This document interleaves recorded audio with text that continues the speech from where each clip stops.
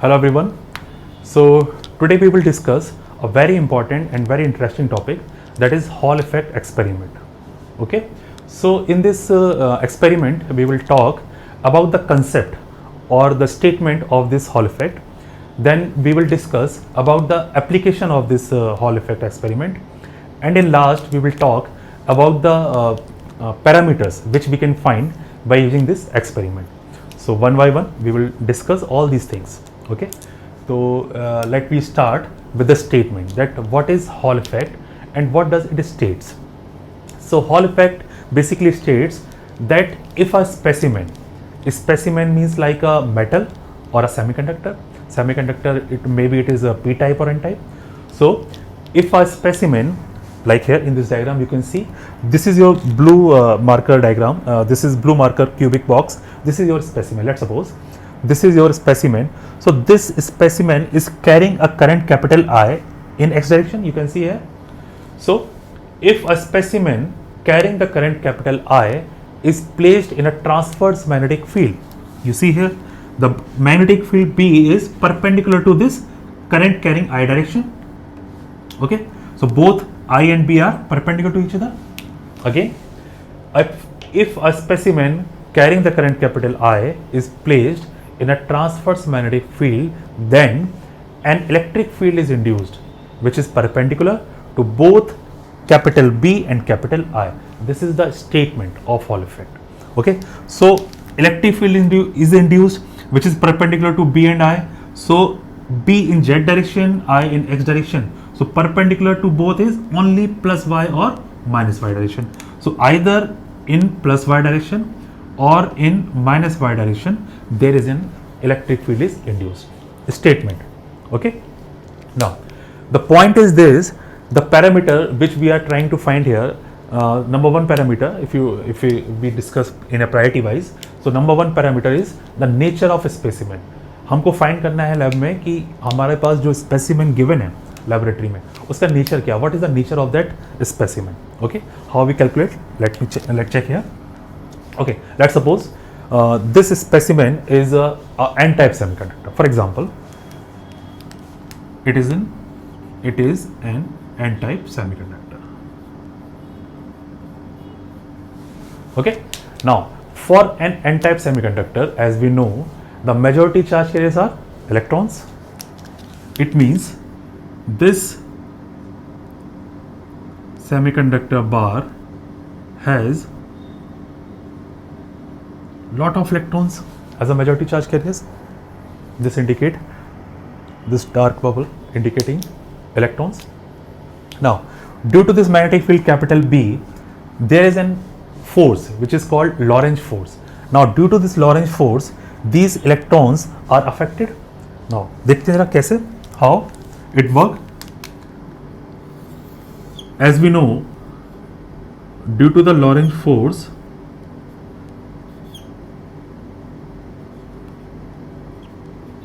the formula of Lorentz force is Q B cross B. So here Q is a charge, same again, magnitude is 1.6 10 to power minus 19 coulomb.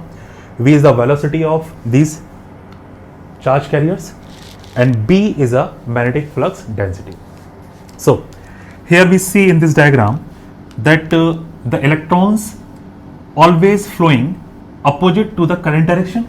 It means electrons are going in this direction, right? Nature of electron, always flow upward direction to the current. So if the current I in x direction, it means the electrons are flowing towards minus x direction. So if we discuss with velocity term as a vector form, so we can say this is towards minus x direction. So I am using here unit vector minus x to represent the direction. I am using here minus ax unit vector. Okay, and magnetic field B, the magnetic field B direction is towards Z direction. So I am writing here like this, AZ cap. This indicate again direction of magnetic field. And since it is electron, so the nature of charge is negatively charged because it is electron, negatively charged nature. Now plug all these data here. So after plugging all these data here, we can find the direction of magnetic field force, that is Lorentz force, direction of this force which is acting on this electron because of magnetic field.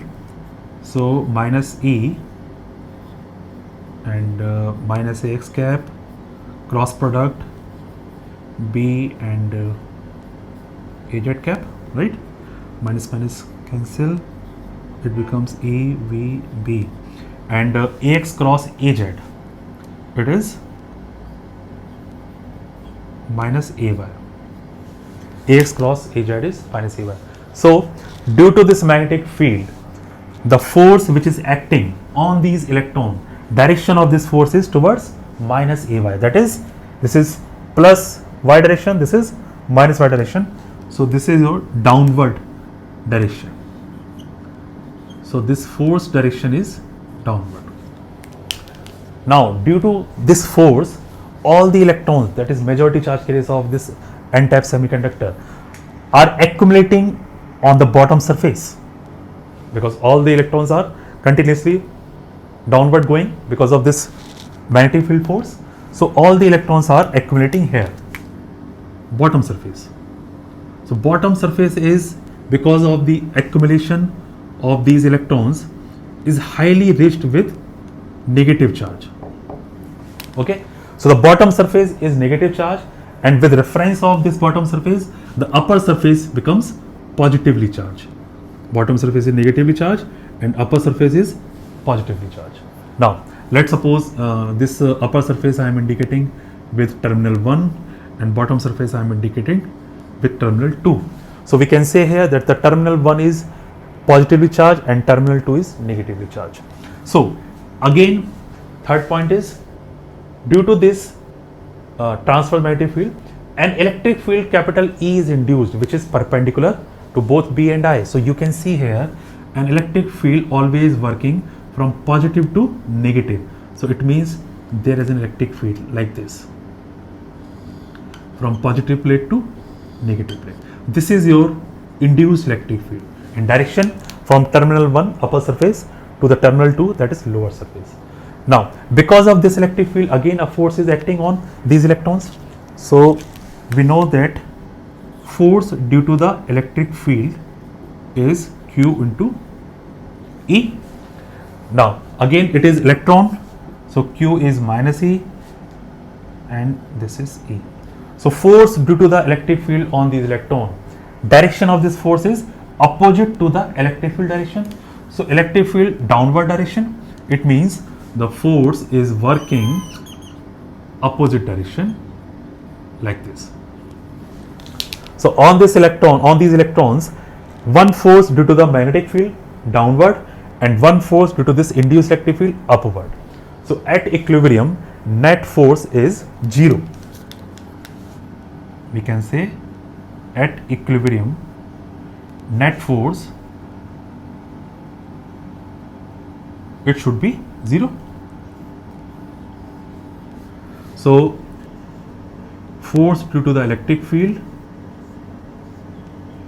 at equilibrium is equal to force due to the magnetic field. Magnitude wise मैंने लिख दिया यहाँ पे कि mod of f of E is equal to mod of f of B, because these two forces are equal and opposite in direction. Now after plugging all data, F is equal to QE, and for this one, this magnitude, after plugging this and after simplification, we will get this relation. This is called Hall voltage, VH. So VH Hall voltage is BI upon rho W, where rho is charge density, right? It is charge density, and 1 upon rho is RH, and RH is called Hall coefficient. So this is the basic formula for this Hall effect experiment. Okay, next point, one more point is here, that okay, again यहाँ पे देखें जरा, if the terminal 1 is positively charged and terminal 2 is negative charged, and we are discussing about what? N-type semiconductor. So we see here terminal 1 is positively charged and terminal 2 is negatively charged, and this is your Hall voltage VH. So such type of representation, that is the bottom surface is negatively charged and upper surface is positively charged, this indicate that your specimen is N-type semiconductor.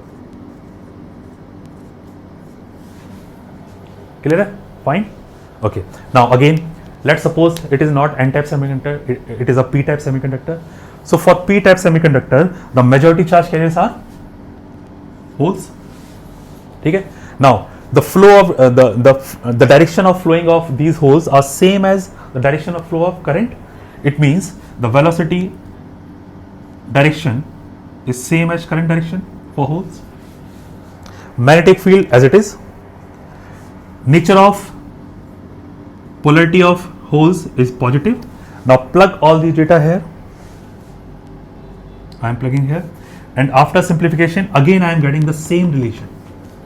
So you see here that force acting on holes because of this magnetic field again were downward direction. So due to the magnetic field there is a force which is acting downward direction. So it means doesn't matter it is N-type or P-type, always the force due to the magnetic field is always working downward direction. Fine. Now again same thing, at equilibrium there is an induced electric field, lot of holes are accumulating downward surface, so the bottom surface becomes positive. Bottom surface look like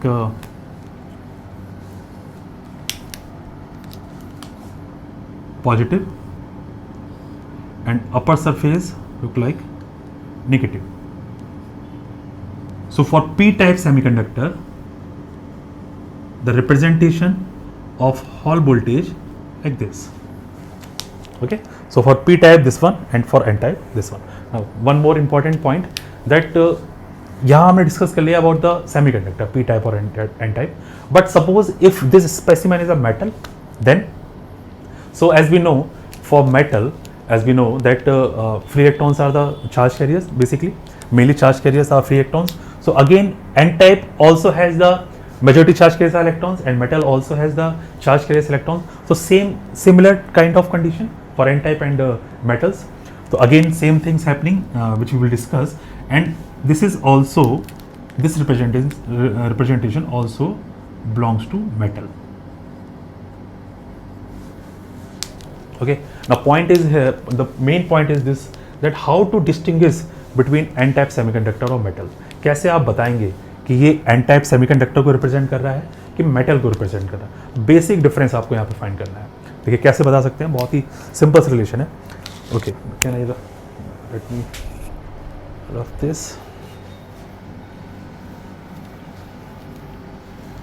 Okay, by using Hall experiment, we can say there is a relation of mobility which is 8 upon 3 pi sigma RH, and 8 upon 3 pi near about 1, so we can write this sigma RH. Similar to, so this is the relation which comes from Hall experiment data analysis. So mobility is equal to sigma RH. So from this we can say that RH is inversely proportional to conductivity, and from this 1 upon rho is RH from this divided by W. So Hall voltage is directly proportional to Hall coefficient, that is like this one. Fine. So the Hall voltage and conductivity relationship like this one, inversely proportional. Okay, we know that for metal conductivity is very high. So for metal conductivity is very high, it means the Hall voltage is low, right? For N-type semiconductor, compare with metal, for N-type semiconductor the conductivity is less, low. So we can say for N-type semiconductor the conductivity is low, so the Hall voltage is high. So if we want to distinguish between N-type or metal, so we see here for N-type semiconductor, since the conductivity when compared with metal, for N-type semiconductor the conductivity is low, so the Hall voltage is high. So generally the Hall voltage for n-type semiconductor in millivolt. And for metals, the conductivity is very high, so Hall voltage is very low, so generally it is in microvolt. So this is the point, main point is this: by seeing the magnitude of these voltage, we can distinguish that your specimen either n type or metal. Okay बहुत सारे question है जो gate में hall effect से पूछे गए हैं. Lot of question are there. Like one question is what is the Hall voltage for intrinsic semiconductor. Okay so simple है, जैसा हमने यहाँ पे बात किया है कि for any kind of material, either it is P type, N type, majority charge carrier साथ इलेक्ट्रॉन्स, मेजॉरिटी चार्ज कैरियर साथ holes, always the force due to the magnetic field is always working where downward direction. Okay, so if we have an intrinsic semiconductor, so there is no majority charge carriers. Equal number of electrons and equal number of holes are there. It means holes also accumulating downward and equal number of electrons also accumulating downward. So the bottom surface is never highly positively charged or highly negatively charged. So here the net Hall voltage is 0. Okay, clear है? चलिए, so this is all Hall effect. And one more